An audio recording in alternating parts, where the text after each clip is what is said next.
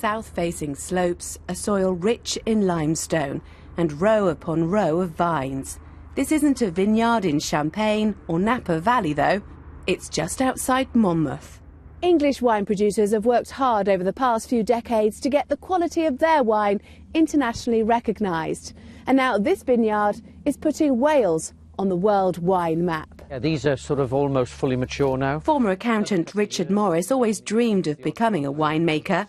He ditched his plans to emigrate to Tasmania when he discovered the potential of these rolling hills. Once I started looking at this site in detail and taking soil samples and measuring the climate that we've got here, and all the other attributes such as south-facing, good drainage, good shelter, it became apparent that potentially it was a really good vineyard site. The soils are heavier, obviously, but we've got a lot of limestone in the soil, so it gives the same sort of terroir, same sort of flavour. Chardonnay in particular, which they grow in Chablis, grows really well here. But it's the bubbly produced here which has won global acclaim.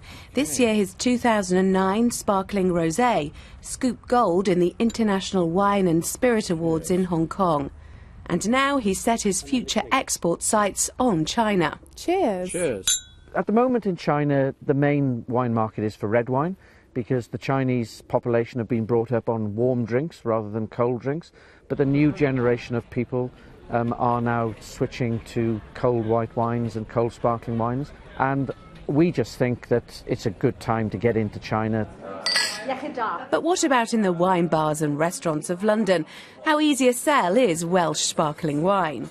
It's got a lovely effervescence to it. There's lots of bubbles going on. It's a very, very nice mousse.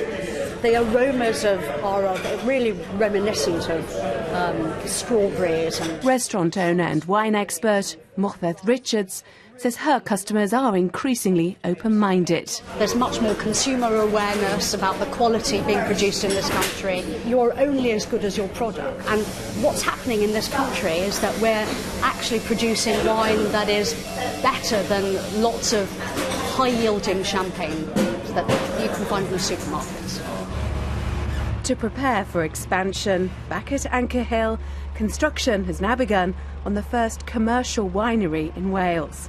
I'd like to see the Welsh vineyard business growing substantially over the next 10 to 20 years, and I would like to think in sort of 40 to 50 years that it'll be approaching the sort of size of the New Zealand wine industry of today.